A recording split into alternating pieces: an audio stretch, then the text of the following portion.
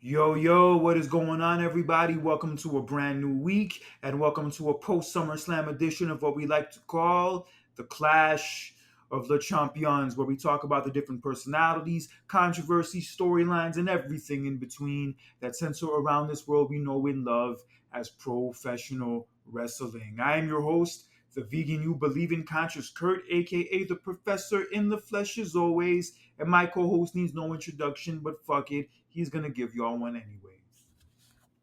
That's right, ladies and gentlemen. This is tag team partner Jonathan Randall at your guys' service, the adventurer himself, Mr. Life of the Party, and welcome to our special recap episode of a wonderful and amazing SummerSlam from this past Saturday night in Cleveland.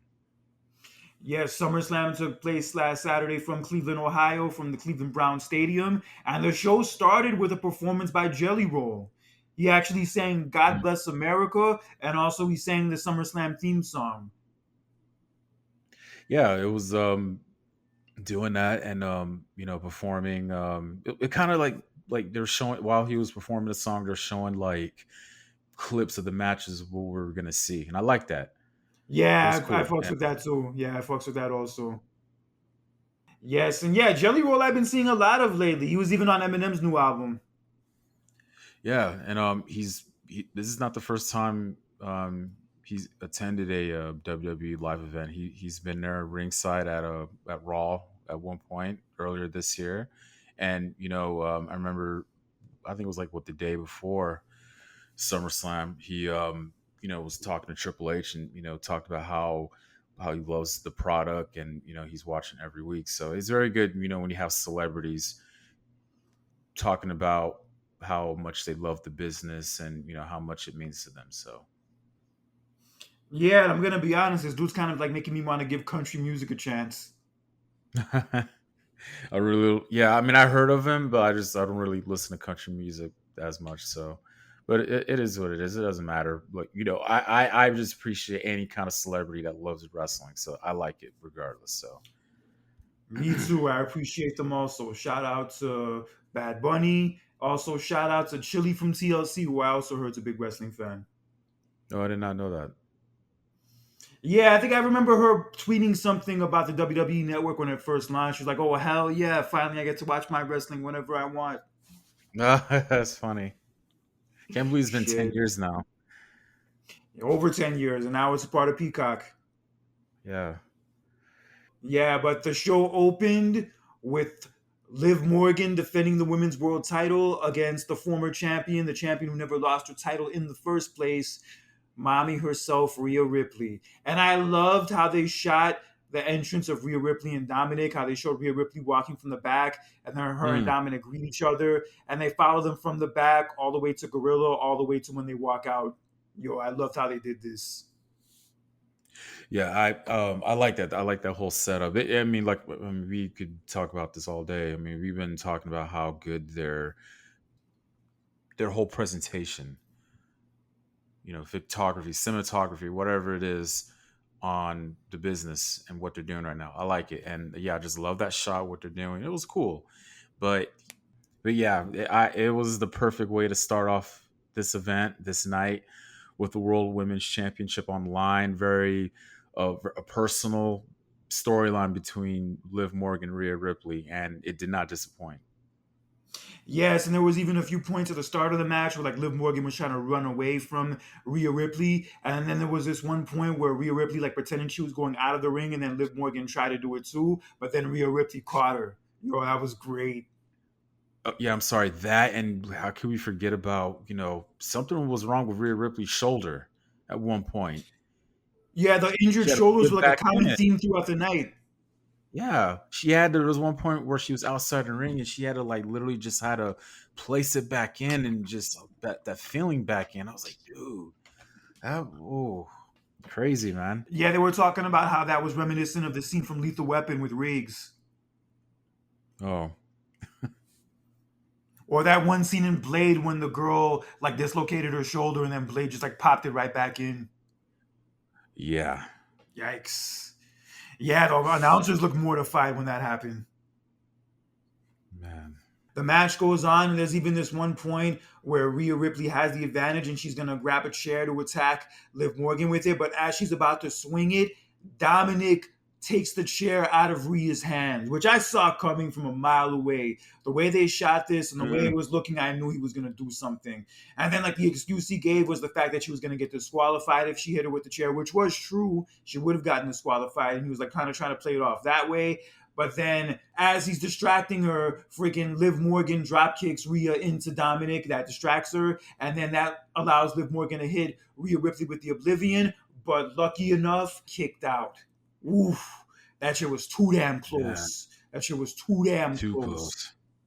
Dominik slides the chair into the ring again, and then he distracts the referee. But as he distracts the referee, Liv Morgan hits another Oblivion onto Rhea on the chair head first. And then that allows her to get the 1, 2, 3 and retain the damn title. Shocking. The whole world was shocked. I mean, I even called it though, but just to see it is just still shocking. I knew that even Michael Cole was pissed. Yeah, I knew that little shit Dominik was going to find a way to mess it up for Rhea in the end, which he did. And I noticed after the match was over, he had a little smirk on his face that the announcers, I don't even think, caught. And then after they show the replay of everything that happened, Dominik picks up Liv Morgan, and then he plants a big fat ass kiss on her face. Damn, son. Right in front of Rhea. Right in front of Rhea, too. And let's not forget about that camera shot on Rhea Ripley when it happened, that heartbreak on her face, to see that. Just one moment you have Dom with you, and then literally less than a week, Dom's with Liv Morgan. Yeah, I mean, look, I kind of saw this coming. I kind of predicted it on last week's show. But just to see it play out the way it did, you're like, damn, that Dominik isn't even grimy or dirty or fucked than I thought he was. Like, I think this is like one of the first real like super heel turns we can talk about in wrestling history. Yeah. Just to see it was just shocking. You know what I mean? It's just like, man, I can't believe this is actually happening, man. But yeah, and he has his arm around her, and he has like a little smirk on his face, and they're walking away arm in arm. I definitely know what happened afterwards. They made good use of that hotel room key from a few weeks ago. Oh yeah, I definitely got some more chicken nuggets from Liv Morgan. I wonder if Dominik would like the Beyond chicken strips. I'll eat those every once in a while. Yeah, but now Dominik and Liv Morgan are officially an item, and now Dominik and Rhea Ripley are no more. Damn. I know. End of an era. I know. End of an era. And, sadly, things don't, last forever. And actually, that's a little bit of a foreshadowing, which will happen later that night, which we'll get into later, though. But yeah, we both predicted this will happen, and the feud is going to continue to go longer because we didn't want a one-off, and this is not the right way to do it. You're not going to have a one-off with this, and I love it.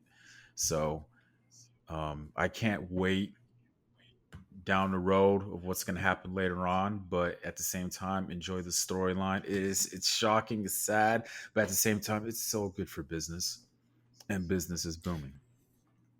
Yeah, this is one of the best women's storylines they've done in years. And I'm not talking about like matches and match quality. I'm just saying strictly storylines. It's been fucking great. Yeah.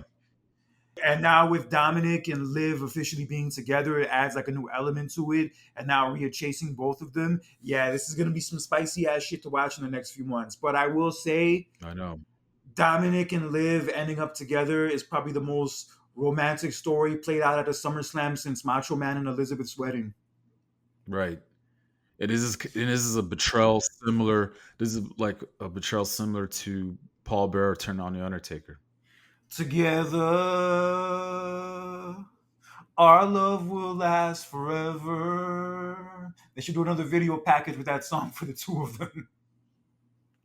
God.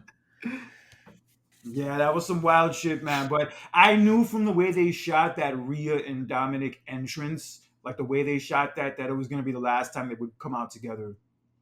Like I could tell by that how it like all played out. I'm like, yeah, this is it for the two of them. They're breaking up tonight. It's happening. And lo and behold, Well, not only that, I mean, I knew from the beginning, even way before the match, because Dominik was getting interviewed. This was like before the event even started, and he was talking about, "Oh yeah, me and Rhea are good. Nothing's going to separate us." And I as I saw that clear as day, that yeah, they're breaking up. So, but again, just to see it play out, it's still a shocker though. So, and I like that as a fan, from the fans' perspective, it's still there. So. yeah, they're gonna have raunchier makeout scenes backstage than Jamie Noble and Nydia ever did. That's the vibe I'm getting Oh from those Lord. two. Shit. Or I'm surprised they didn't try to do a live sex celebration like Edge and Lita back in '06. Not yet. Give it time. Right. But backstage after the match, you see the members of Judgment Day, Finn Balor, JD McDonough, and Carlito talking about what just happened, and Damian Priest just storms in the locker room pissed, throwing shit, like really Yeah. fired up, or like really pissed at what the fuck Dominik did. And they were talking about how like they Hmm. didn't know where he was, they didn't know that he was going to do what he did, but they were like, yo, let's go look for him. Let's go try to find him. But yeah, you could definitely tell by this and by like Finn Balor's reaction to what Damian Priest was trying to come at him about that this shit was going to play out in the title match later. But we'll get into that when we get to the title match. But in our second match of the night, we had Intercontinental Champion Sami Zayn in his very first SummerSlam, believe it or not, defending his title against motherfucking Bron Breakker. That's right, ladies and gentlemen.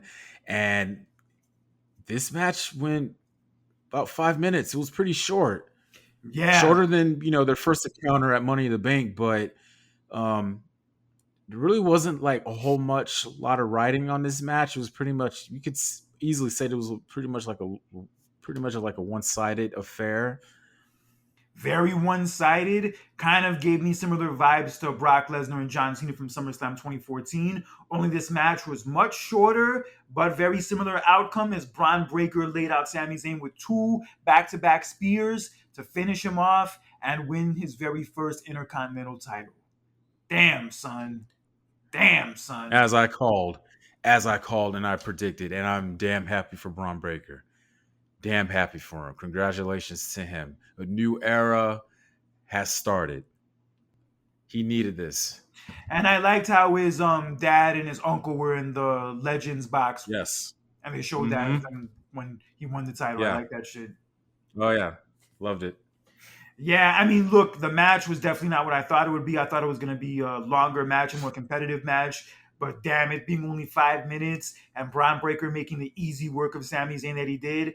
I guess in a sense, I get why they did it that way to tell that story of how dominant Bron Breakker is. So I get that.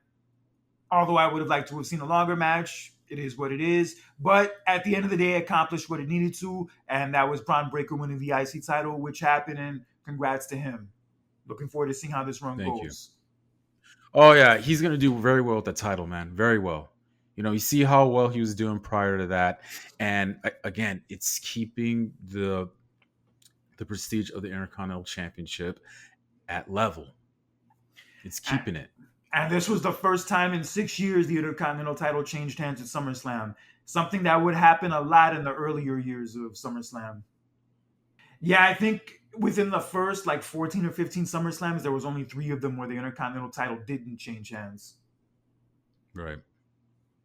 But it happened this year, and Bron Breakker was the dude to get that done. So congratulations to him. But yes, from one major championship match to another, let's move on to the next match. For the United States title, we had the douchebag fuck Logan Paul defending his title for only the third time in 9 months. What a great fighting Huh. champion he's been against the megastar, the superstar, the man who deserves the title a lot more, LA Knight. Yes, ladies and gentlemen. This was actually a pretty decent match. Were there interference? Oh, of course, we knew.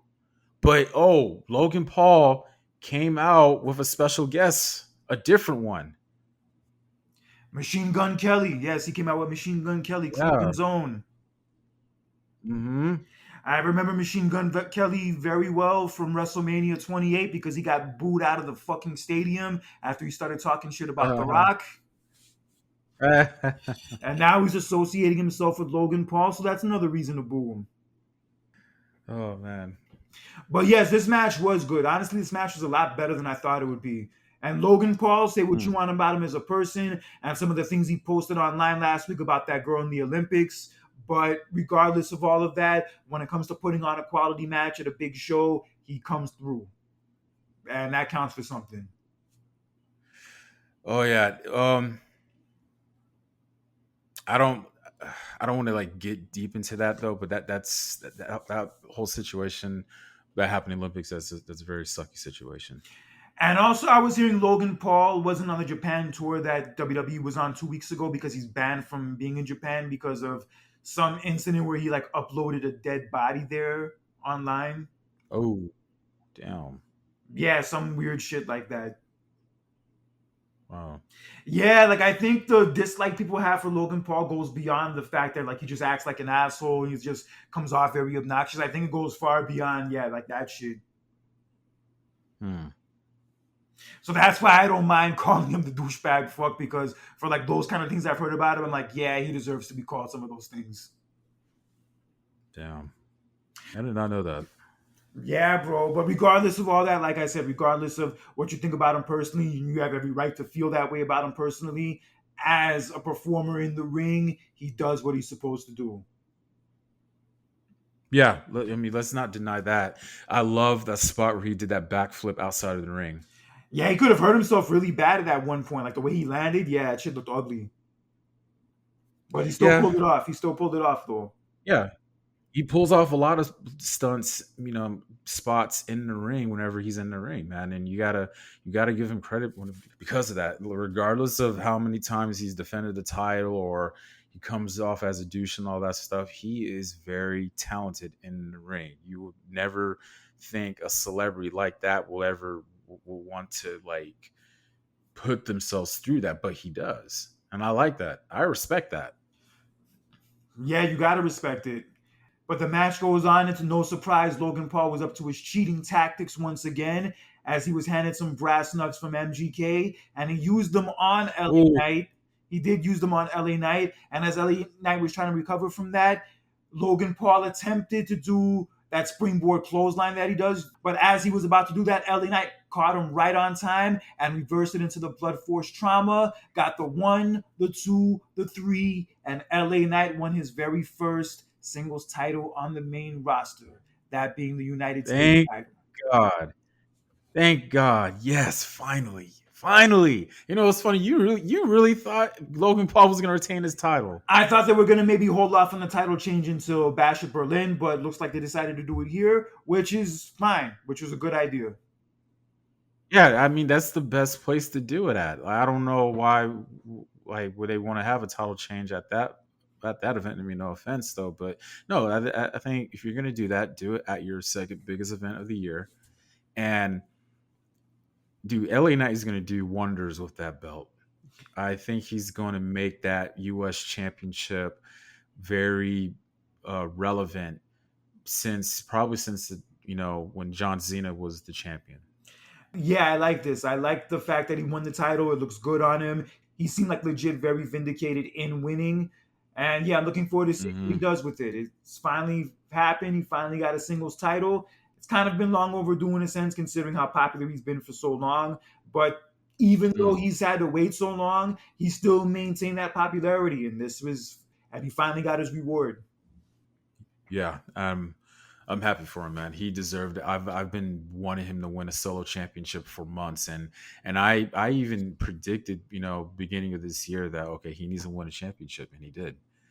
Let's just hope. Well, I mean, I was almost hoping the same thing for Jay Uso, but most likely that's not going to happen this year. Maybe going into next year will happen though. But I'm happy for LA Knight. He needed this moment, and he deserved it. Congratulations to him. Yeah, it's been a long time coming for him. He's like in his 40s. He got started really late and got his like real break really late. He's kind of like the modern version of Diamond Dallas Page. That's kind of the comparison I've heard of That's what I him. heard. Mhm. Yeah, I heard so that too. I'm happy to see that he's getting his moment and that he's like maintained his popularity for as long as he has, and he finally got a moment to shine, and that being at SummerSlam. And I'm not sure how his title reign is gonna go, but I feel like anything is gonna be an upgrade from that last title reign we just went through with Logan Paul. Yeah. I don't know if I heard this correctly though, but I think I heard somebody tweeted about how, Michael Cole was like, oh, you got to give Logan Paul credit. It was a historic Yeah. reign. I'm like, Logan after the that was match. 9 months, and that was his third time defending the belt in 9 months, and you call that historic? Cole, Yeah, come on now. after the match, Cole was talking about how like you have to give Logan Paul credit. He had a historic title reign. I'm like, bro, that shit was not historic. He held it for 9 months. Dude. Yeah, and had only 3 title defenses. Bro, that was not a historic title reign. And yo, big deal. He had the belt in the background for his little podcast. Oh, yippee ki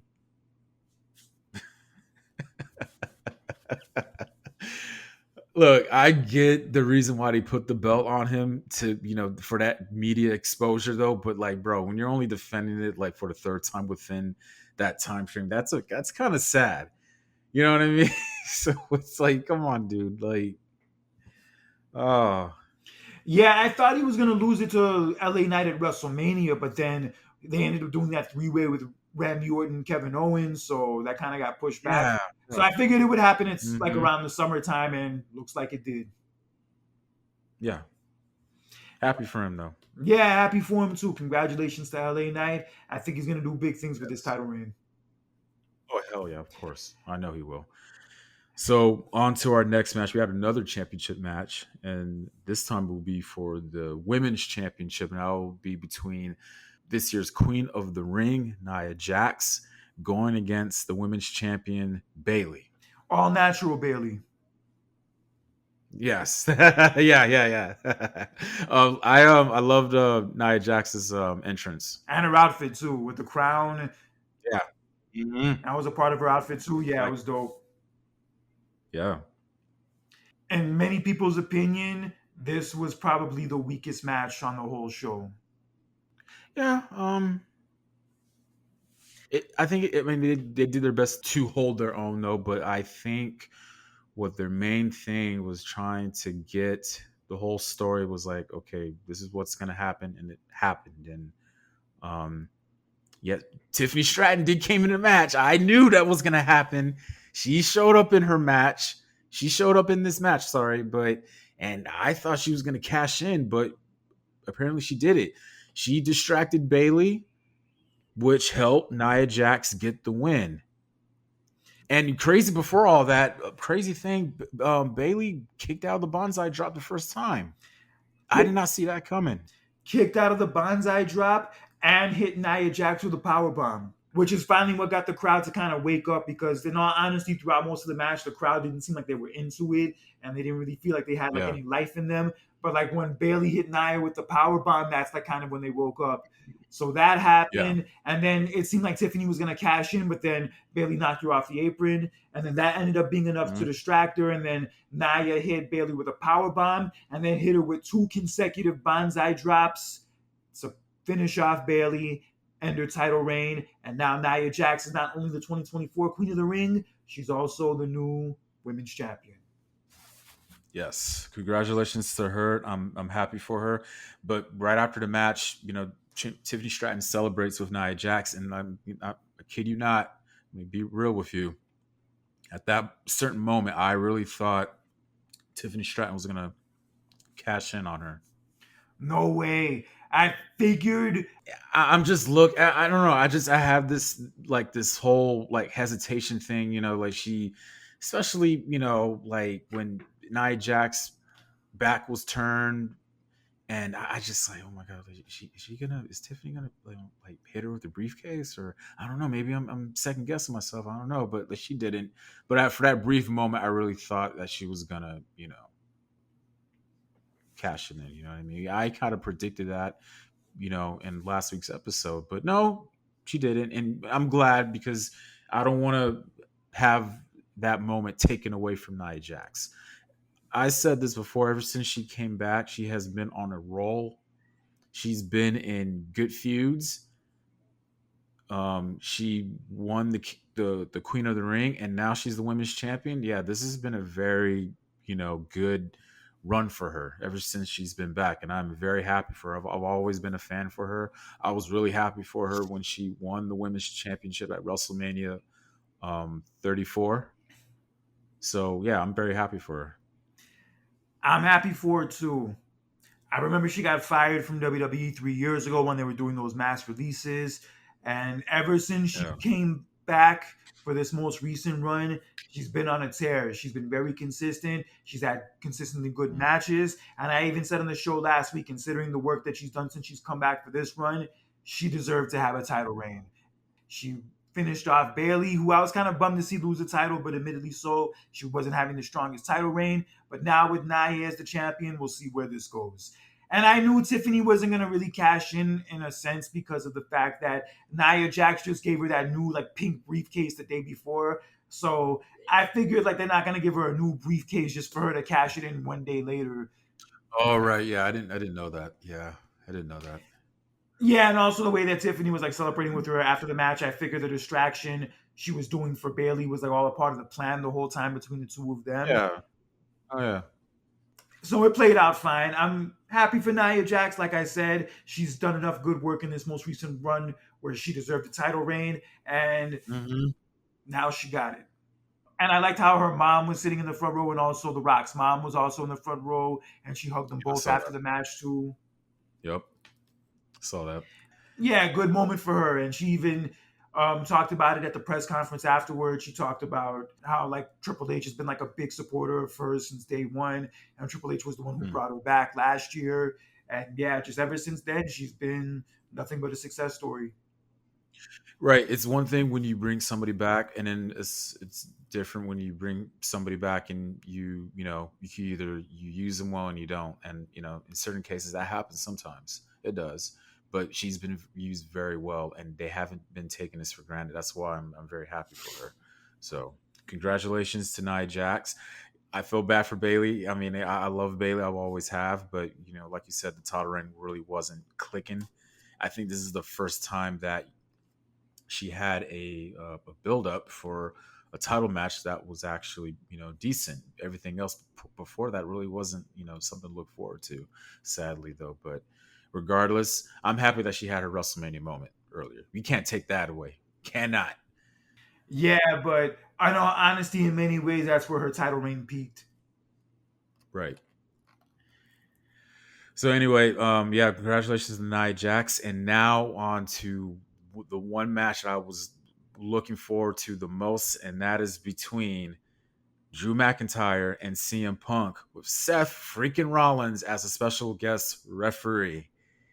Before the match even started, the one thing I liked about it was that damn promo package they did. Oh my god, that was so old school. The promo package they did for that match and also the promo package they did for Liv and Rhea were both very well done. Yeah, very well done. I was like, oh my god, like you just like, dude, like it's been a long time coming, man. Like they finally were gonna have this match. With all this stuff that they've been saying to each other, been doing to each other, it now all comes down to this. I've been saying a lot about it last week about how when you have a feud where the title is not your focal point, those are your best feuds because it's so personal. And it finally culminated on Saturday. And before we get into the match, may I add how I love CM Punk's attire. CM Punk is one of my, if I had to give you like top three favorite wrestlers when it comes to like creative attire, it's him, Shawn Michaels, and RVD on how creative their attires are. Well, I'll put Seth Rollins in the mix too, though. But I love CM Punk's Bret Hart attire that he wore on Saturday. Real recognizes real. That's the second time he wore like a Bret Hart attire. He won. I remember he wore the all pink one at SummerSlam in 2012. I have to say Yes, he that's my did. favorite one. That's my all time favorite CM Punk attire. But I love this one that he was wearing. He was wearing the black this time, trimmed in pink. I love it. I was like, yeah, that's such a badass man. Boy, I was like, he better win this damn match now since he's representing Bret Hart, boy. But anyway, anyway, everybody, both of them, they make their entrance to the ring, and they were, boy, Punk and McIntyre were like dogs at the leash, just waiting for that bell to ring. And as soon as that bell rung, they went at it, fist blows after fist blows, back and forth, and I loved it. And Seth Rollins had a ref cam on him, dude. Yeah, he did have a ref cam on him. Ref Yeah. cam, a bright ass referee's tank top, and also those Mhm. big ass baggy ass pants reminiscent of 1990 MC Hammer. Seth Rollins' referee outfit definitely stood out, and I'm starting to think that because of this, all the other referees are gonna want like budgets for their outfits the way that Seth Rollins had for his. I'm surprised. A long time ago, referees didn't want their own pyro Yeah, techniques after Shawn Michaels was the ref. Remember? yeah. I remember Jim Ross saying that during that match. Yeah, you said that. Like now, referees are gonna want their own pyro. Right. Just Yeah, imagine Earl but Hebner having pyro. I mean, Hebner used to drink beers with Austin after his matches, so why not give him pyro? Right. Come on now. He deserves it. All those bumps he was taking, you better give him some shit. Hell yeah. Right. But anyway, this is actually, I love the match. And you know what? Look, I'm going to keep it real with you. I was actually a little nervous. No I lie. I was too, I but was a little worried. I was a little worried that, like, okay, damn, Punk got hurt in Royal Rumble. And I was like, man, what if he gets hurt again? But he didn't. Thank God. I was holding my breath because every spot he was doing, especially when it came to him, there was a couple of times where he jumped, outside of the ring. You know what I mean? He would do like a clothesline from outside of the ring or whatever. I had to hold my breath a little bit. You know, I just, I was a little worried. I ain't gonna lie. yeah, I'll be honest, I've been a little nervous about him in this match too. And I feel like looking at it now, the reason why they implemented Rollins as the guest referee was to kind of make it easier for him. But I feel like in the match he was fine. I feel like in the match, he didn't look like he was out of shape. He didn't look like he was struggling. I feel like he pulled off everything he needed to do fine. And I feel like this match, it wasn't really necessarily about the moves and like it being like a technical masterpiece. It was just more about the story they were telling, which is every bit, Yeah, if of not more course. so, important. Right, of course. We're always worried about ring rust, and you got to remember this is Punk's first like full on match, one-on-one match, should I say, he did in a long time. You know what I mean? And yeah, I was worried, especially because we got to remember he was in AEW, he got hurt a couple of times, so but he held his own, and he was able to hang and to do that. If you're able to do something like that, and especially you haven't been that active physically in months, in a long time, though, you got to give yourself a lot of credit. Yes, you do. It's funny you did tell about the match telling the story, because that bracelet, CM Punk's bracelet with his wife's name and his dog's name, really took a hold on this whole match. Yeah, played a big part of the match, especially the match's Uh, outcome. And Punk at one point eventually got the bracelet back once he had Drew McIntyre down. But one thing I did like about the match was the callback to the SummerSlam '97 spot. There was this one part where like Drew was about to hit Punk with the chair, and Drew was even telling Rollins, "Yo, just turn around. You know you don't like Punk either. Just turn around, and everybody's happy. Everybody wins." And then as Drew's about to hit Punk with the chair, Rollins pulls it out of his hand, and he starts like yelling at him, screaming at him, and then McIntyre shoves Rollins, and then Rollins is going to respond by hitting him with the chair, but then he ducks, and he's about to hit Punk, but then right as he's about to hit Punk, he stops himself. I love the callback to that. That was perfect.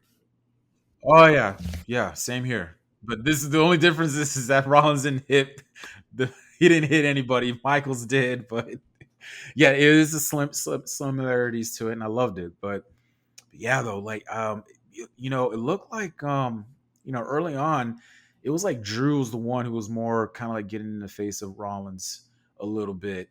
You know what I mean? And then, but then after that, Punk started to get in the Rollins' face. That's when Rollins put the bracelet on his wrist. There was one point where Punk was going to do the go to sleep to McIntyre, but as he was about to do it, he Yeah. noticed a bracelet on Rollins' hand, so he dropped McIntyre to get into Rollins' face about it. And Rollins was kind of like just trying to defend himself, saying like, "Yo, I was just picking it up. I'm not trying to do anything to you. It's nothing personal." But Punk just wasn't hearing any of it. And then as he's yelling at Rollins, McIntyre knocks Punk into Rollins and knocks Rollins out of the ring. And then Punk eventually does hit the go to sleep on McIntyre, and as he's trying to get the pin, Rollins is down. Rollins is nowhere to be found. And then Rollins finally gets into the ring to make the count, but McIntyre kicks out.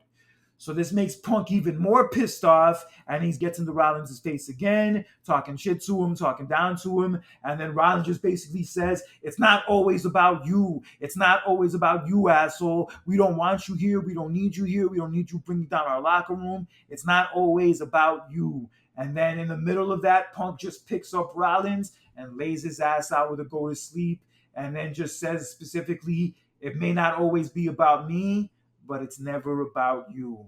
And then he grabs the bracelet, Mhm. goes to Drew McIntyre, but then as he has Drew McIntyre in the corner, Drew McIntyre hits him with a low blow, similar to what Punk did to McIntyre at Clash of the Castle. Karma, I guess, is a motherfucker in that sense. So then McIntyre lays out Punk with the Claymore kick, and Rollins gets up in time and sees this happening, but has no choice but to count the 1, the 2, the 3, circa Shawn Michaels in 1997, and Drew McIntyre defeats CM Punk. And just like Shawn Michaels, right? Seth Rollins storms out and walks away. Yeah, but he had to do it. He had to do it. And honestly, Oh, of course he did. and straight up, You're a referee. You got to be you got to be fair and unbiased, impartial. That's your job. and also straight up, whether you like CM Punk or not, you have to admit this. CM Punk cost himself the match. I know because of the bracelet. And bitching out Rollins and being distracted by Rollins, yeah, he really fucked himself. Really, really fucked himself. That bracelet played a big part in that match. That was the turning point in that match. He had the match won, right?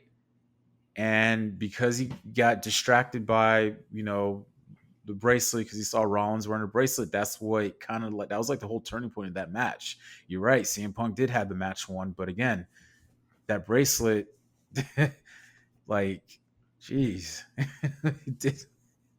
It did a lot. It felt like it felt like it was like four people, like it was like a three-way, and that was like a fourth wheel in that match. It was Punk, McIntyre, Rollins, and the bracelet. The bracelet kind of feels like the volleyball from the movie Castaway. Like Tom Hanks. Well, he called the volleyball Wilson, so like Wilson is at that second person, right? Yeah, like the That second. kind of like Yeah, just represents something exactly. Like this. important to Tom Hanks, right? Yeah, sentimental Right. value. Okay. Yeah, sentimental value. Right. I see what you mean. Yeah, so Drew ends up winning the Mm. match, ends up taking the bracelet back too.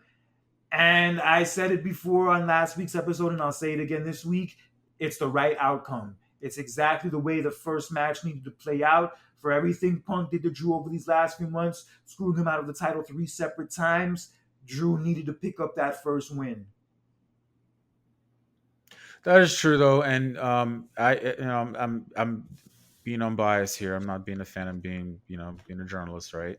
So yeah, it is the right call because it also extends the feud, right? And you kind of knew that one of them was going to have a get a win or loss column under each other, right? So again, with how the way things were playing out months ago, and also got to remember McIntyre hasn't really, when it comes to the wins this year, he hasn't really been doing so well this year when it comes to winning at these premium live events. Yeah, he finally wanted this one though, but I gotta say, like I said, it's the right outcome and needed to happen. But I just want to get like video footage of like the McIntyre jammy jam he probably threw on afterwards. Probably had like a whole A-list Oh list of Lord. like celebrities who came through, and also Wade Barrett was probably there too, and Pat McAfee. Yeah, it was a whole fucking good time, son. This feud also extends to Punk and Rollins eventually going to feud later on in the future. You got two wins. It extends the feud between Punk and McIntyre, but also is going to create a future feud between Punk and Rollins in the future. So, like I said, I think they'll have a rematch at Bash of Berlin, right? And then their final encounter will be Hell in a Cell at Bad Blood. Yep, which will be right here in Atlanta. I won't be here for it, but it will be here in Atlanta. So Drew McIntyre defeats CM Punk, and this will be a feud that will continue. And on to our next match, we have the World Heavyweight Championship between Gunther, the Ring General Gunther, and the King of the Ring, ladies and gentlemen, Gunther versus Damien Priest. The world champion, Damian Priest, the pride of Puerto Rico, and the leader of Judgment Day, or at least for a little while longer, as we Oh had the yeah, match. The match is very, very hard hitting, very, very physical, and you can definitely tell that they were probably feeling this match for a long time afterwards and still are now. I think and especially Gunther. I've seen I've seen a lot of Gunther's matches, right? But damn, I've never seen his chest bleed. Oh yeah, That Damien got him oh my good. god, Damien was like hitting him with him nonstop, and yeah, he busted his chest open. dude. Great. Oh my god. I even tweeted. I was like, dude, his chest is bleeding.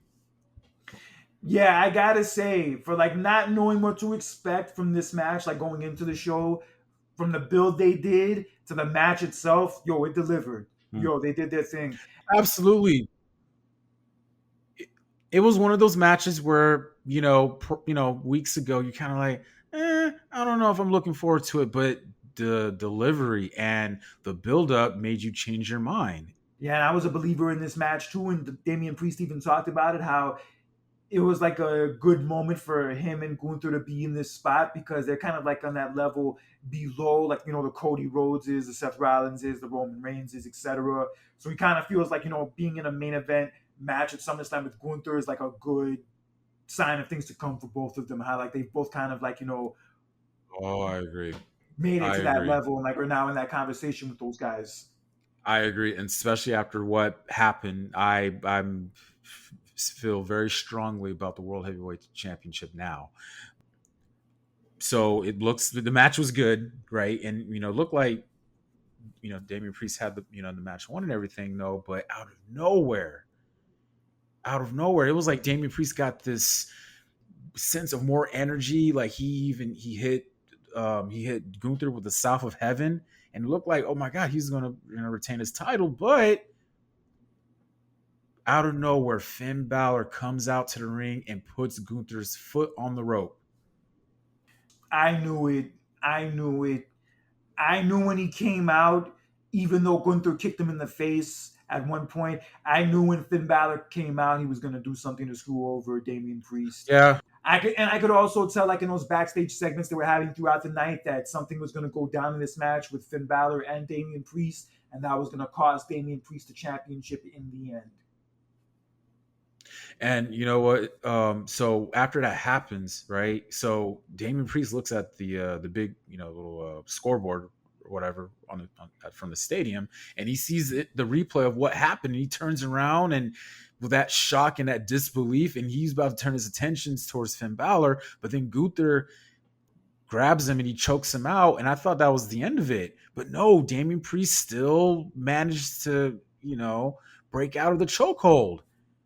Yeah, he broke out of the chokehold, kind of like circa to what Bret Hart did to Roddy Piper at WrestleMania 8, but that did not lead to a win. Gunther kicked out, but then afterwards, Damian Priest went right after Finn Balor once again and grabbed him by the throat, but then Gunther interrupted, hit him with a power bomb, put him in another sleeper hold, but this time Damian Priest would not get up as the referee saw that he could not continue, and the referee stopped the match, and Gunther Wow. is now your world heavyweight champion. Damn. Yes, from Ring General to King of the Ring to the World Heavyweight champion. Kurt, his resume is so damn impressive. That is a damn impressive resume right there, man. Like, but I'm gonna get into Damien Priest and Finn Balor later, okay? But damn it, this is a very damn good resume right here. I tweeted this, ladies and gentlemen. You can follow us on Twitter at the Champs Clash on Twitter.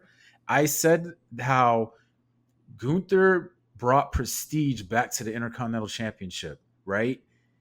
And now that he's the World Heavyweight Champion, he is going to make that belt more relevant now. I'm not saying that it wasn't relevant to begin with, right? But because of what he did with the Intercontinental Championship belt, oh, he's going to make that belt like special now. He's going to make that belt. You remember back then, I mean, I don't know what was your opinion about this, Kurt, but like, you know how like, you know, back during the days of the Ruthless Aggression era where you had some fans that felt that the World Heavyweight Championship belt was like more prestige and more special than the WWE title, and you had some fans that were vice versa on it, right? There was at one point where I kind of felt that belt was a little more okay. This is like the standard. That's the belt that I want to go after, right? I feel like now Gunther's going to make that belt like okay. This is the standard. I don't think Seth Rollins would be very happy with you saying that, but Oh, I mean, no. You didn't. No. You didn't listen to me earlier. I did not say that that belt wasn't relevant.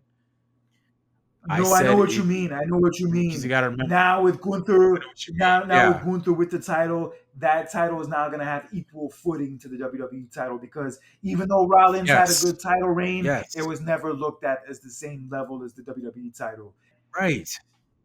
And you got to remember, Roman Reigns was the champion at the time. You know, so yeah, like that's what I said. What I said. I'm not saying I wasn't like discrediting Rollins. I'm not. Rollins did a damn good job with that belt. But because of Gunther, dude, you got to remember what Gunther did with the Intercontinental Championship belt. Before Gunther won that championship, dude, the Intercontinental Championship for years did not have that same prestige and level as it did back in the day. Yeah, he definitely brought a lot of it back to that title, and I feel like he will definitely add a lot of it to this title too. I don't know if he's gonna Yes. have like a 2 year title reign like he did with the Intercontinental Oh title. I no, don't know if no, it'll no, go down that long, no. but I feel like he definitely He will. is. But I definitely feel like his title reign will definitely make a statement. And I have to say, the belt looks really good on him. Really does. Oh hell yes. Oh my god. Especially what I saw later that Monday when he had his little presentation. Oh my god. That belt looks so damn good on him. Oh, that's what I'm telling you, Kurt. Dude, that's what I'm telling you. Like, look, I'm a big, firm believer when it comes to belts. It's not the belt what makes you. You make the belt, but damn it, that belt looks so damn good on him. Oh man, imagine if he had the original World Heavyweight Championship belt on him too, the original one. Oh my god. Yeah, and even Oh went to the front row to celebrate with his wife and his friend, and he like jumped on top of the announce table to yeah. hold the belt up. Yeah, Gunther definitely has arrived. This was Yes. inevitable. I knew like after he lost the Intercontinental title that he was more than likely heading in this direction, and it finally went down. It finally Mhm. went down at SummerSlam. Yeah, and like and I'm expect a long title reign. No, there's not. We're not gonna say it's gonna be 2 years and all that stuff, but expect a long one. And I'm I could see him holding that belt until WrestleMania. Yeah, minimum. Yeah, I if you want to, make that belt, worth it. You keep it.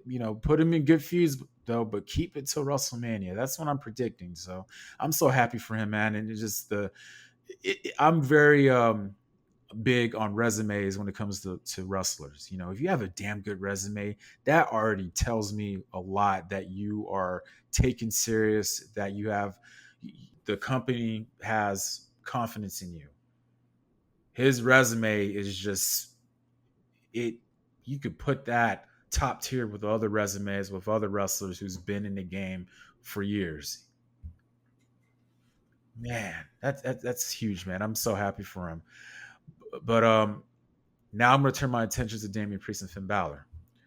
So this whole thing has been stemming for almost About a year.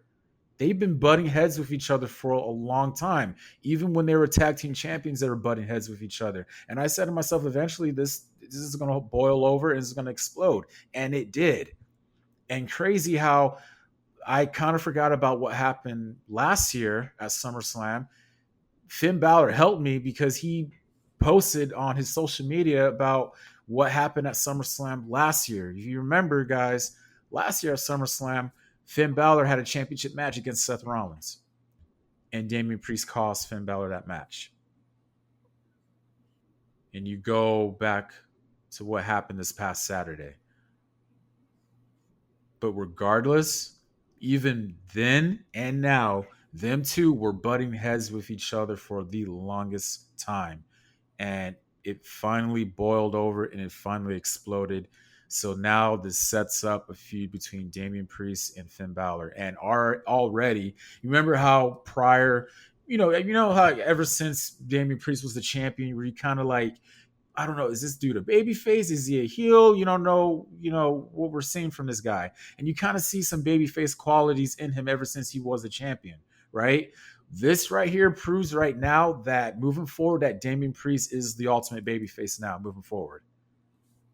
Yeah, definitely. And I feel like even though he lost the title, I feel like he's coming out of this an even bigger star. Yeah. Oh, Yeah, yeah. he's gonna have a lot of fan Yeah. sympathy coming out of this. Mm-hmm. And Mm-hmm. also a lot of fan sympathy from his 24 special that dropped on Monday. Yeah. Yeah, very good stuff. And after honestly, after watching it, it like really made me bummed out that he lost. I know, but at the same time, let's not, what happened on Saturday, let's not overwrite what that moment that he had at WrestleMania. Oh, not at all. Like the moment that he had at WrestleMania, nobody could take that away from him. Yeah, And let's. I feel like his title reign was fine. I'm not gonna say it was the best title reign ever, but I feel like he did the best he could with it to the point where, like, even towards the end, it I was agree. really starting to click more. Yeah, I absolutely agree. But he'll get it back at some point. I don't know if it's gonna be anytime. It definitely won't be anytime soon, but he'll get the title back at some point. But this story with Finn Balor is just too damn intriguing, and there's just too much that they can get out of it. It's been long overdue, Kurt. Like I Yes. said, this has been like a year. This has been a year. And Finn Balor, thank you, Finn Balor, for refreshing my memory because I kind of forgot what happened last year until I saw what he posted. I was like, oh my God, that's right. I forgot. Damian Priest cost him a match last year. I was Both like, wow. matches, the match at Money in the Bank and at SummerSlam last year. Oh, yeah. Yeah.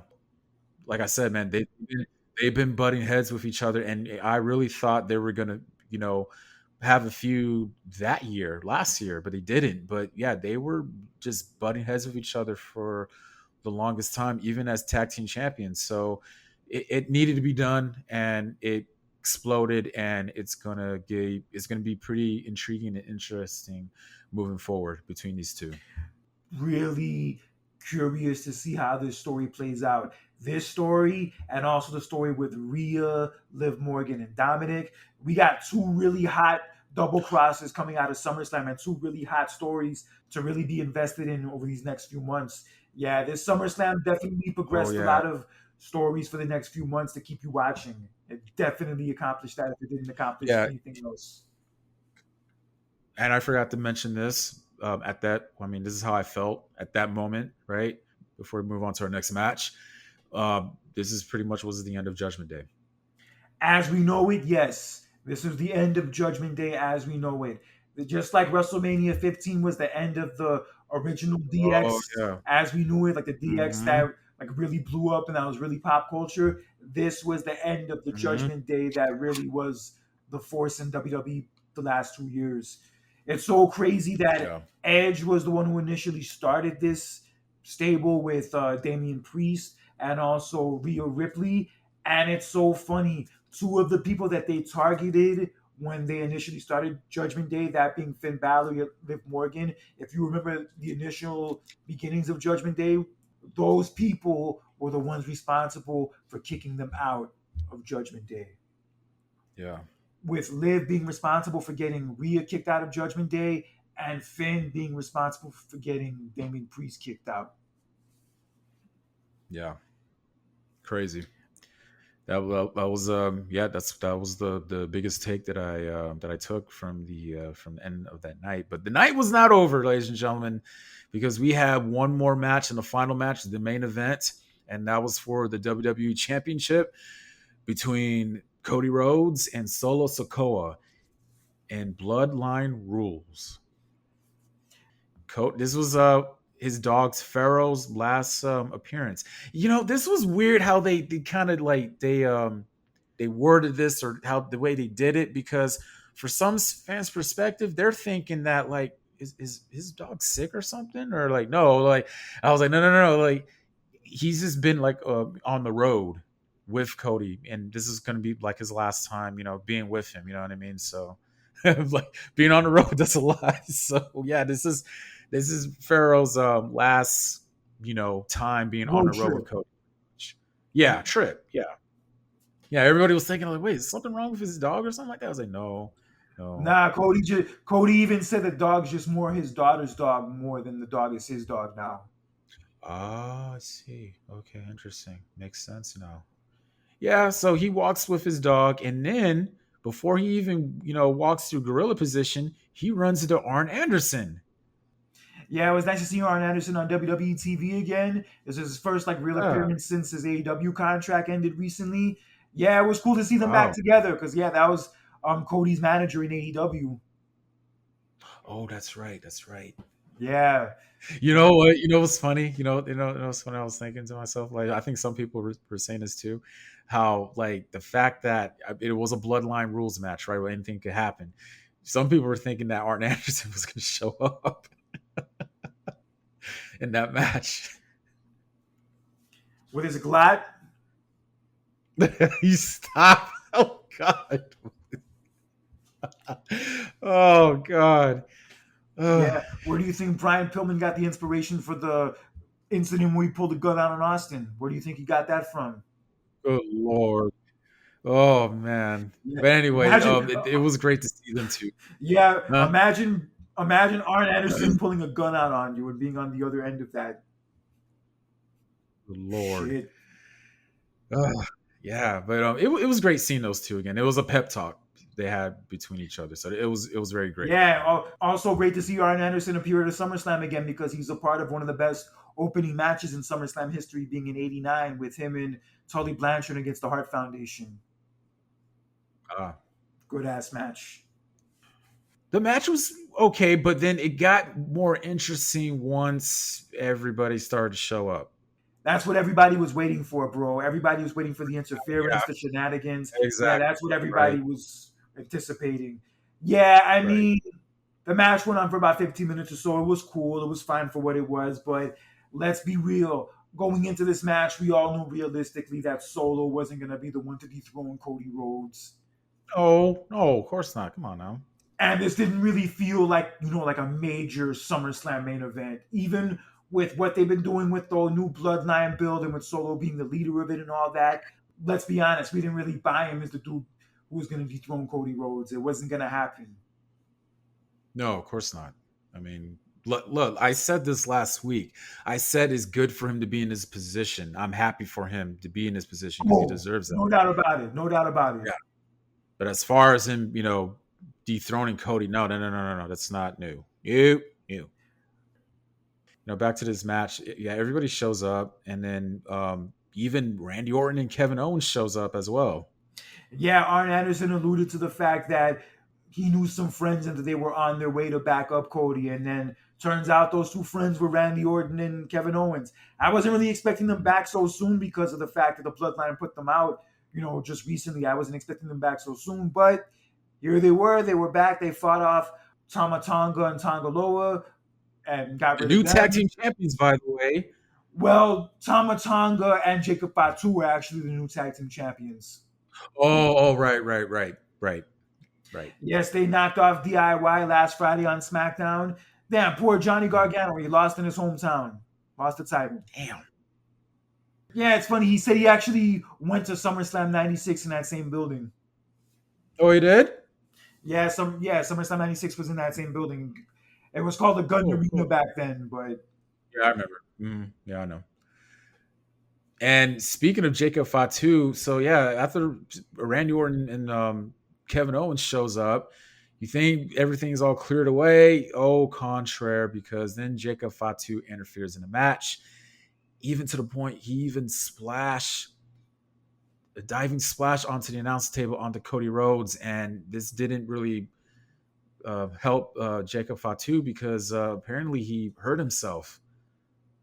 Yeah, it didn't look good after that spot. You could like definitely Oh, tell he was clutching onto his knee. He was like throwing shit. He like the shit yeah, looked like he was hurt. hard time getting up. Yeah, and you look when it happened. Like, look when you see the replay, it looked like okay, it didn't really like he land on anything though, but like he did hurt himself. But um, when he was selling it, I was kind of like, did he really like hurt himself? Because he's kind of like screaming in pain more than usual. You know what I mean? And he had a hard time getting up, and I kind of knew, oh yeah, this is real. He really did hurt himself. Yeah, they even showed a picture of him the next day in a walking boot.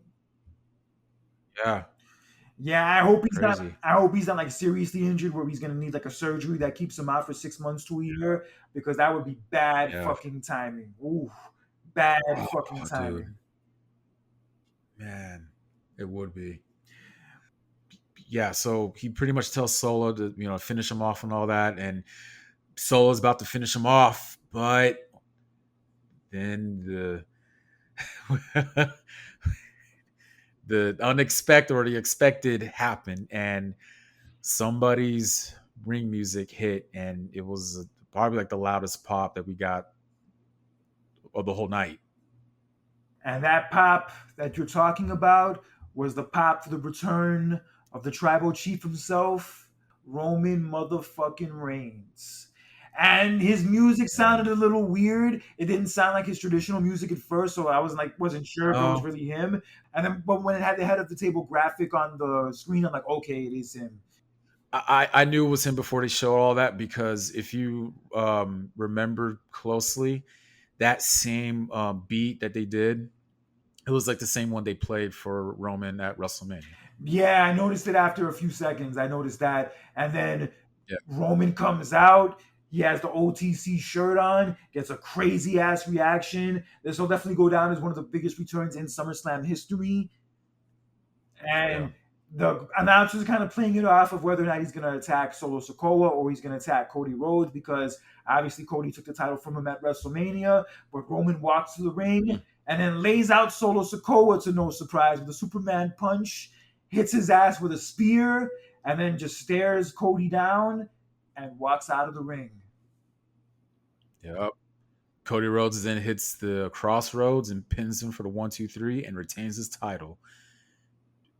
Yeah, we knew that Cody was going to retain his title, but the biggest story, the biggest headline of it all is the return of Roman Reigns.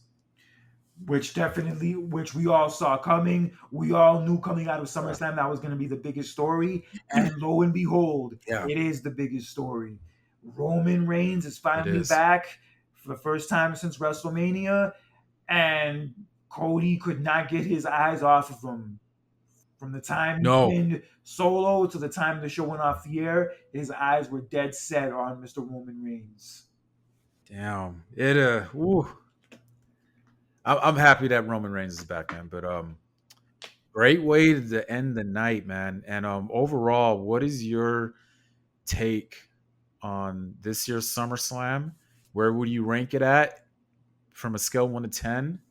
Where would you rank it at as an all-time great? Would you put it among the greats along with, like 92, 2000, 2002? And where would you rank this one at? Yeah, I would. I would definitely rank it as one of the better SummerSlams I've ever seen. On a scale from one Mhm. to 10, I'll probably give it an 8.5. Yeah, 8.5. Okay. I would say probably just as good as 2022. Okay. Right. Okay.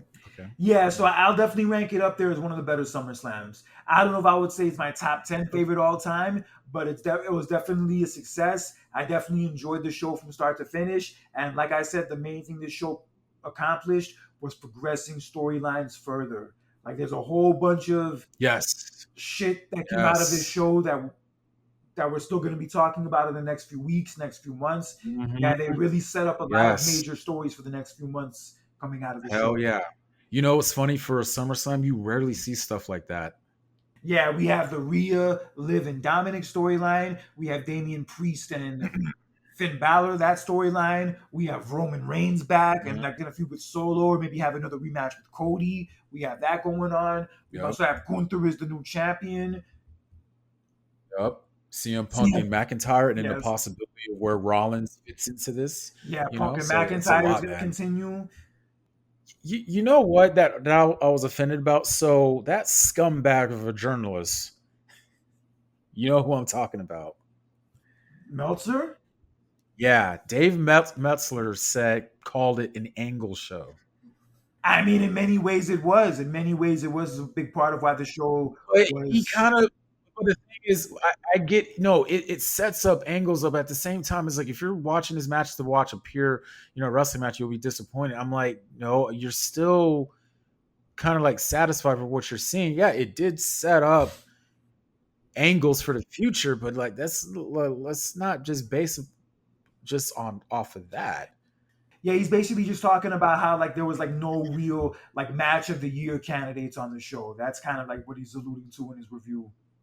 Look, will I say there's any match from the show I would call like the best match I've seen the whole year? I don't know if I can say all that, No, but like I said, the show was good. The show delivered, and more than anything, the show set up major storylines going forward. I want to watch it again. So I'm gonna give you my take on it. I'll give it a 9 out of 10. A little higher than I gave it, Um, close enough. yeah, but I love the angles that they're doing in this whole event. Just how the shocking, the surprises, multiple times throughout this event. I loved it, and um, I could put it. I think this year's SummerSlam will should rank as one of the best. Yeah, and I like the outdoor setting of it too. Yeah, I think this is their third time they did the event outdoors. Yeah, 92, 2022, in this year's. Yeah, so curious where they're gonna have it next year. So Maybe they'll bring it to Mercedes-Benz Stadium over here in Atlanta. yeah, well, no, they need bring a WrestleMania there first. Who knows? Maybe they'll get SummerSlam first. Maybe we'll see. Well, There's never been a SummerSlam in Atlanta. no, it hasn't. But yeah, like I said, the show was dope. The show delivered. I had no complaints. And it was definitely a better show than last year. Better show than last year. Mhm. And we have a lot more to look forward to coming out of it. We do, and we got a lot forward to coming out of the following Monday on Raw, and yeah, a lot happened. Started off with the presentation of Gunther. Yeah, Gunther's official championship presentation, hosted by Ludwig Kaiser, who's back. And yes, Gunther came out with the Damn, championship belt. he looks so damn good with that belt. Oh my god. Yeah, wearing a nice little suit. Yeah, looked like a old school Yes. champion from back in the day. And yeah, Gunther Hell yes. was in the middle of his acceptance speech, but his acceptance speech was interrupted by SmackDown's Randy Orton, Yeah. who actually has a case against Gunther because of the fact that Gunther beat him controversially in the finals of the King of the Ring, where Randy Orton's shoulder was kind of up, but they didn't count it. Mhm. But Yeah. looks like Randy Orton is back to claim his case, and he challenged Gunther to a match for the championship at Bash at Berlin, which Gunther accepted, and it is official. It is going to happen. Yes, I'm looking forward to it. I remember like right after the King of the Ring finals, I thought they were gonna have like a rematch on like a maybe like on a random date, but they didn't. But they saved it for this moment, and this is the right decision to do it. I love it.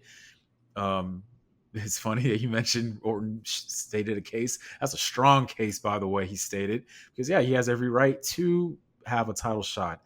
That match in the King of the Ring final ended in controversy because both his shoulders were not down on the mat, and he has a right to have that claim. He has a right to challenge Gunther, And yes, they will have it will be Gunther and Orton part 2, but this time for the World Heavyweight Championship at Bash at Berlin. I cannot wait.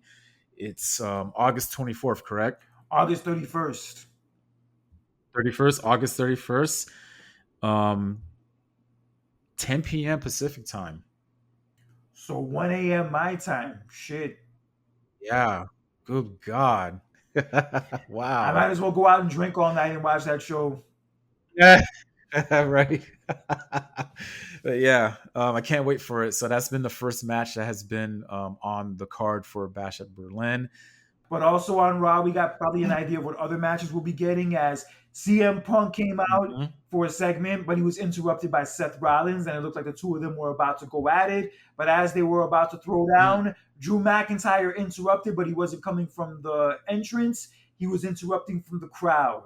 And he was talking shit to CM Punk, which caused Punk to leave the ring and try to go confront him. And as Rollins was distracted by this, he was attacked by Bronson Reed. Yeah, out of nowhere.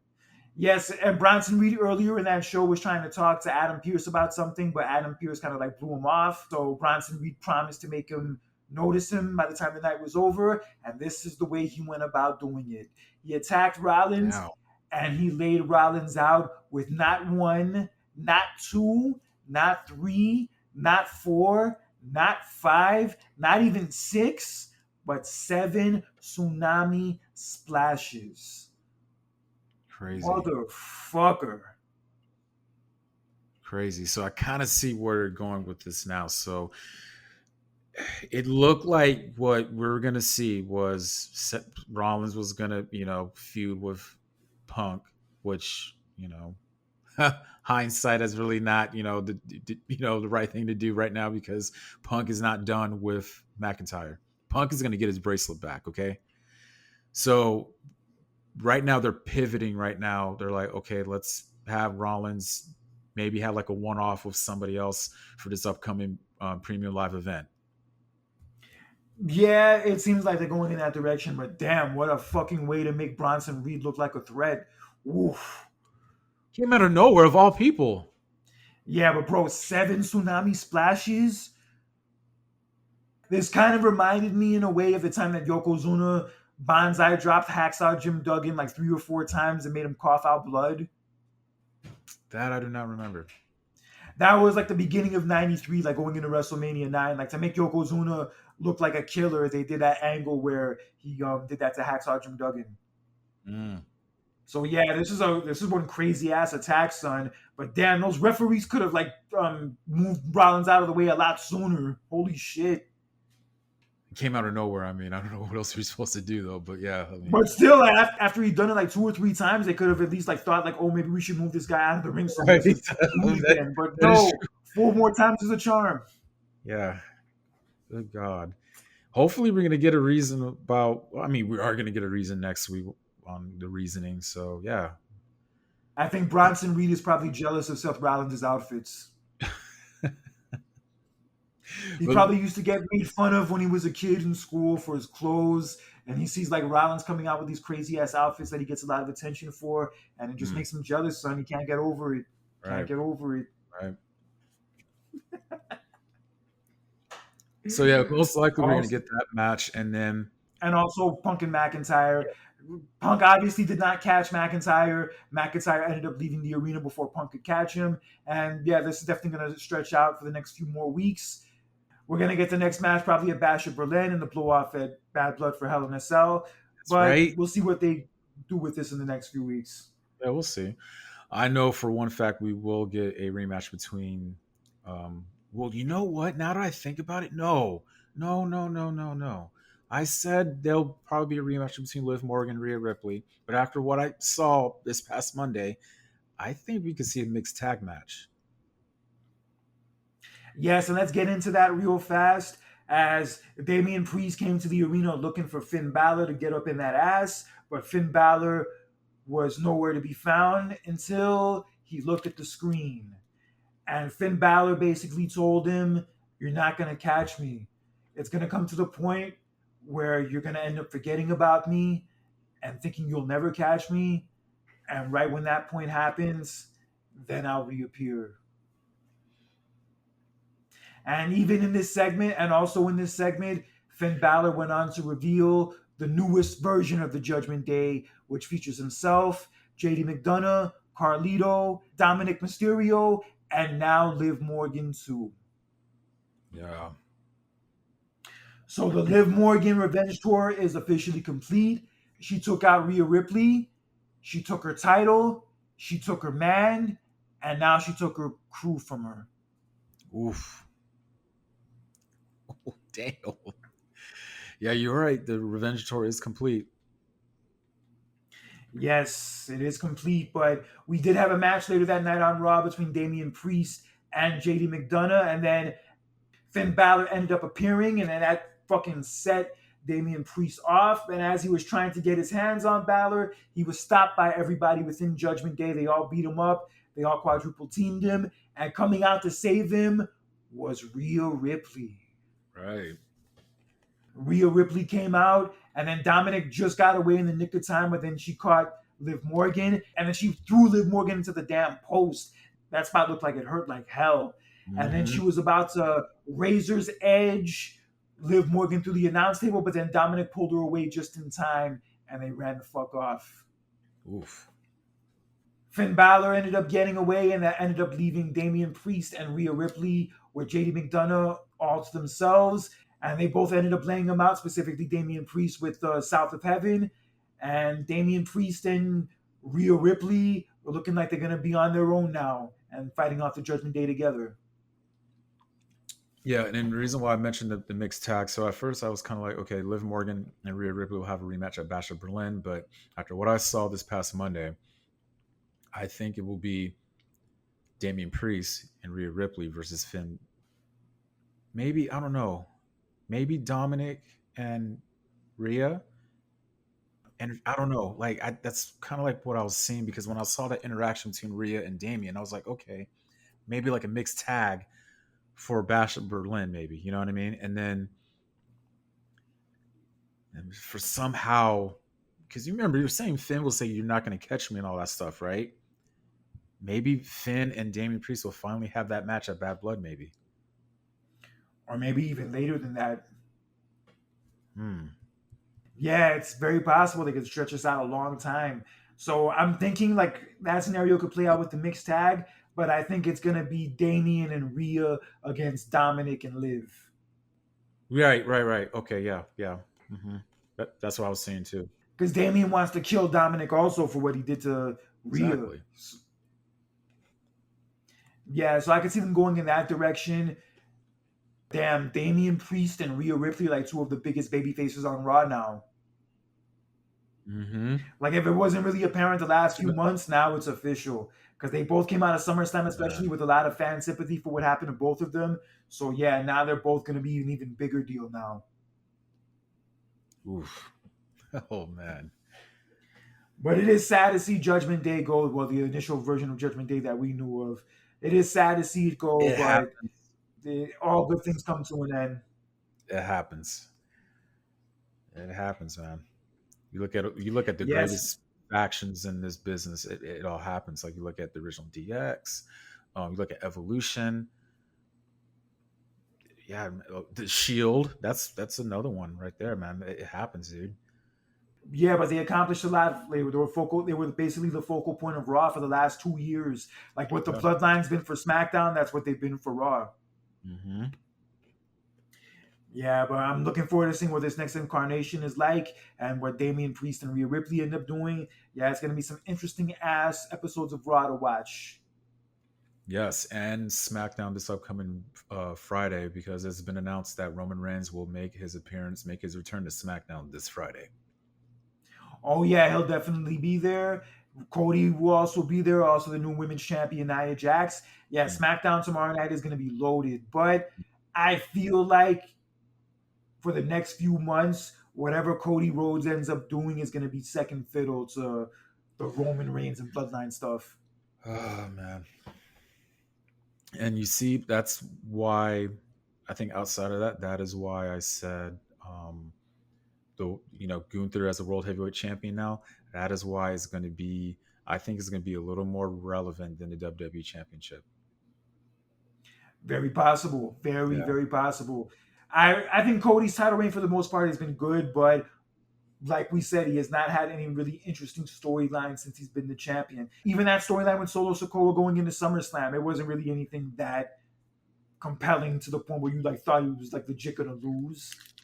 true, true. Yeah, but it is what it is. But yeah, SmackDown will be interesting tomorrow night. But also on Raw, it was announced that we're gonna get a rematch from SummerSlam for the Intercontinental title between Bron Breakker and Sami Zayn. But this time it'll be 2 out of 3 falls. Oh my god, I'm looking forward to that. Yeah, and so this match will be a lot longer than 5 minutes. I'm looking forward to that part especially. Kurt, the match may end in 5 minutes because you may beat him 2 straight falls within 5 minutes. That would be stupid. That would be stupid. That No, no, defeats the no, whole listen, purpose bro. of the No, no, no, stipulation. I'm messing with you, dude. I'm just come on. You're ignoring the strength I know, and I the know, I power of know. Braun Breaker. Damn it. Also on Raw, we had an interesting debut as apparently now New Day has a brand new member as the debuting on the main roster of Odyssey Jones took place as he assisted Kofi Kingston and Xavier Woods in their battle against AOC and Karrion Kross. He laid all three of their asses out, all of their asses out. And Kofi Kingston was really happy to see Odyssey Jones, but it kind of didn't seem as much as Xavier Woods was just happy to see him. He kind of felt like Hmm. he was blindsided by him because it's been seeming like the last few months that Karrion Kross is like planting the seed of a New Day split. He's kind of like telling Xavier Woods that Kofi takes you for granted. Kofi doesn't respect you. Kofi is not to be trusted. And now with this major move going down, with Kofi kind of bringing in Odyssey Jones behind Xavier's back, it could play into that. Possible, but I don't know, man. Lately, I feel bad for Karrion Cross. I'm not really taking him serious as I thought I would. Nah, yeah, me either. He's been back for what 2 years now. They brought him back what like 2 years ago after Yeah. SummerSlam in 2022, and yeah, it just hasn't really clicked. I'm sorry to say, but they gave him another chance, but it just hasn't worked for the most part. It hasn't worked. Mm. Yeah, I don't know why, but I really don't know why, but yeah, it just has not clicked. I don't know, man. Maybe it's the direction or the delivery. Maybe I don't know. It's something's missing, man. But I feel bad for him. I've always loved that guy, and it's just what I'm seeing is just man, it's not clicking right now, dude. Like he did his run in NXT. Oh my god, I loved it. But for Odyssey Jones, it really did click. He had a great debut. His debut got Mm, a lot of good reviews. A lot of mm, people are even saying it's like breathing maybe new life into New Day, kind of like mm. maybe as somebody to fill the void of Big E. But we'll see where they go with this, whether it leads in that direction or if it leads to Xavier Woods turning on them. Right. We'll see. And also on Raw, we had the official match debut of the Wyatt Six and the very same arena where the original Wyatt family debuted on the main roster back in 2013. I did not know that. Baltimore, Well, Maryland. And they would take on Chad Gable and the Creed brothers in the main event. Chad Gable and the Creed brothers are now a crew. I'm not sure if we talked about that on this show before in the last few weeks, but that is Chad Gable's new crew. And to no surprise, their asses lost to the Wyatt Six because the Wyatt Six are not losing their debut, oh, especially in the main event and the same place where the original Wyatts debuted. So yeah, they ended up picking up the win. But I love the presentation, bro. Their whole entrance, that whole vibe of it from start to finish is a home run, son. Home it was. run. It was. Yeah, so Raw was a successful show coming out of SummerSlam, and we'll see how well SmackDown can continue that momentum. I can't wait. I wanted to get into real fast before we leave that incident that came out last week about Britt Baker and MJF, about how Britt Baker was recently suspended by AEW for an incident that took place between the two of them on the July 17th edition of Dynamite backstage, like when MJF had that hour-long match with Will Ospreay. Apparently, Britt Baker was talking shit about MJF during the match, and MJF's girlfriend Alicia Tout overheard this, and word got back to MJF about this, and then MJF ended up confronting Britt Baker about what she said, and there was like a whole confrontation, and there were even stories coming out that MJF like punched a wall because of it. Wow. And also conflicting stories that he barged into the women's locker room to confront Britt Baker. I don't know how true that part is, but apparently they were friends before, but their friendship kind of like fizzled out over the last year or so. And then apparently Britt Baker was talking shit about MJF, and then word got back to him, and then he ended up confronting her about it. But this got brought to the disciplinary committee, and they decided to suspend Britt Baker and also fine her. And that's why she wasn't on Dynamite last week, because Mercedes Moné in her promo referenced that the Elite had Britt Baker suspended in storyline, but it looks like in reality she actually was suspended, and that was just their way of explaining it.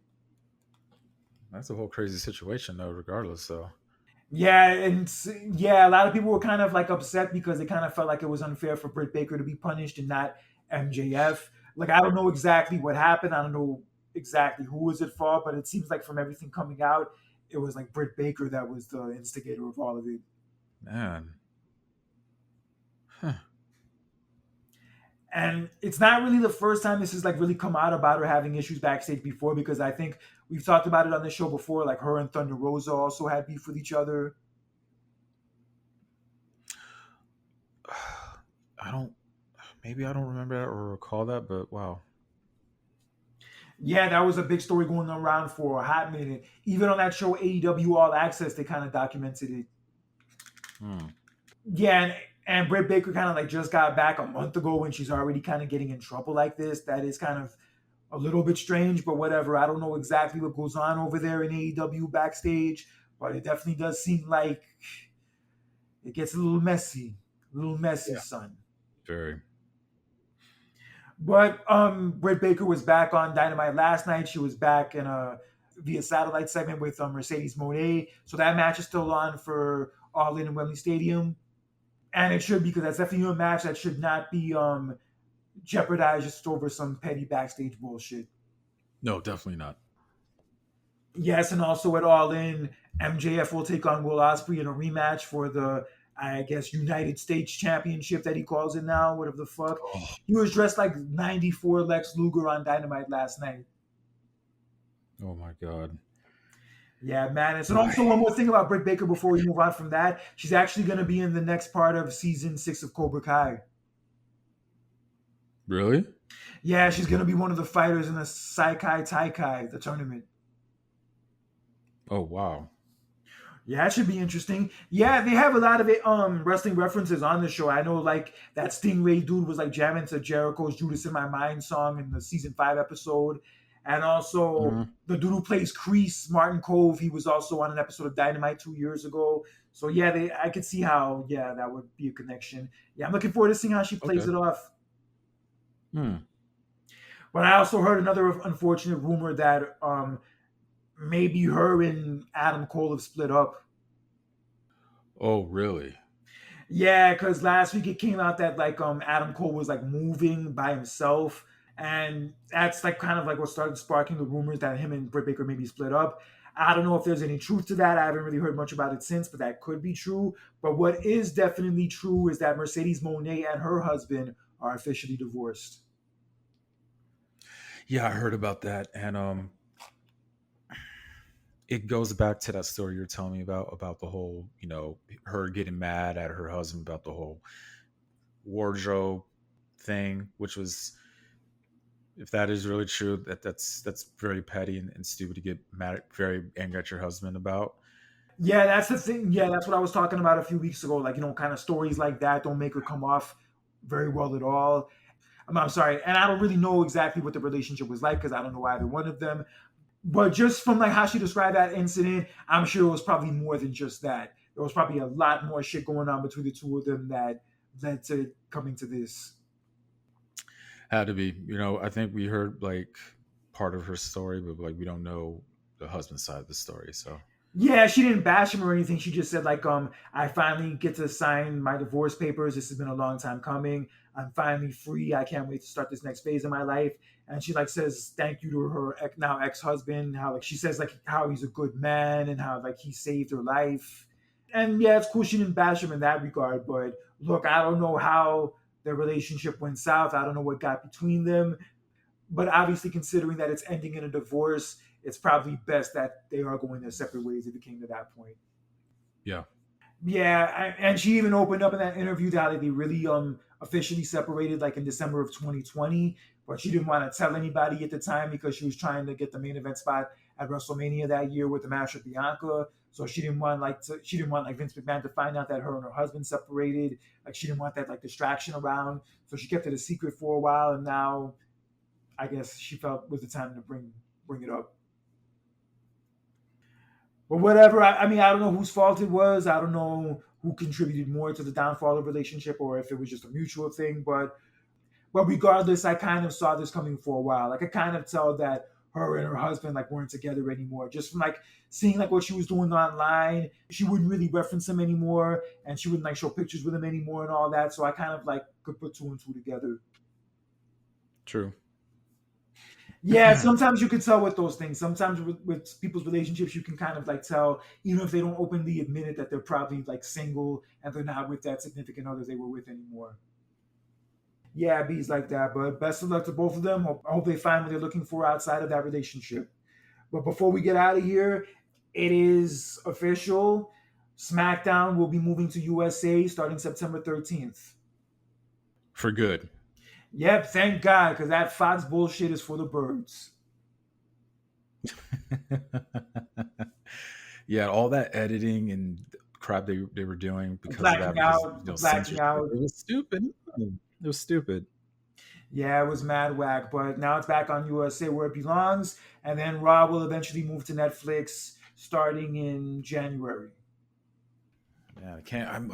Can't wait what Raw is going to be like moving to Netflix. So I'm looking forward to that. But yeah, good job for SmackDown. They're be moving away from Fox because yeah, that wasn't working out for them. I know, like financial wise, it must have been good though. But how the way that turned out wasn't really clicking. So Yeah, I remember that first episode they did like in 2019, like when The Rock came back. It was pretty fun in its own way. It had a fun energy, with the exception of that Brock Lesnar squash of Kofi. But yeah, ever since it's been on Fox, it's kind of like been different and not in a good way. I definitely miss right. when SmackDown used to come on Tuesday nights when they had the whole SmackDown Live era, like the end of 2016, beginning of 2017, like that era of SmackDown. I remember really liking a lot. I miss it was on UPN. It's just me. Oh, that's going way back. That's going way back. I know, way back. I know. I would say my favorite era of SmackDown was those UPN years from like 99 to 05. Hmm. Yeah, 99 to 05. Oh no, it was on there until 06. Never mind, 06. Yeah, like half of '06, and then they did that merger with WB, and they became CW. CW. Yeah. Yeah. Yeah, which is still a mistake, but it is what it is. Oh. They went to like My Network TV, then they were on Sci-Fi, they were on USA, then they were on Fox. Now they're back on USA. Holy shit, man! All over the place. Yeah, the SmackDowns move networks more time than the Godfather's ladies have moved men. Right. Jesus. I heard that WWE is possibly in the process of not doing Raw live on Mondays after international PLEs to give talent more time to rest. They're probably going to tape it like the Sunday after so they can rest after Hmm. that. That's smart. That's smart. I know recently they've been on sci-fi lately because of the Olympics. So Yeah, they have been. Yeah, the Olympics have taken over USA and all the other NBC affiliates. hmm So yeah, it has been on Sci-Fi the last 2 weeks. I mean, the show is still the same. I mean, I always record it anyway, so I don't notice much of a difference. true, true. And congratulations to Mark Henry's son Jacob as he officially signed with WWE. Oh yeah, I heard about that. Congratulations to him. I heard about that. Yeah, shout out to him. I'm sure we'll be seeing Mark Henry appear back on WWE television sooner or later. Yeah, Yes, that was our SummerSlam review, and we had a crazy ass episode of Raw on Monday, and hope that craziness goes into SmackDown tomorrow night to give us more stuff to talk about. absolutely, man. And like I said, business is booming. Business is good, ladies and gentlemen. I love it. It's so good to be a wrestling fan and to do this show for you guys. Yeah, I wouldn't have it any other way. No matter how many people listen to the show, no matter how big or small the audience is, it is always a privilege and it is always fun to do this show every week. Absolutely. I call it doing the Lord's work. Oh my god.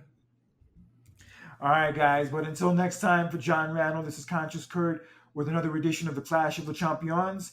Take care. Enjoy your weekend. Check out that Damien Priest 24 documentary on Peacock. It is definitely a good ass watch. Makes you even sad that he lost the title in many ways. And more importantly, remember this from Conscious Kurt: do not be an asshole or a douchebag in real life or social media, because that shit is for the motherfucking birds. And coming from me, ladies and gentlemen, stay safe, God bless, and always be cool. Have a good one, guys.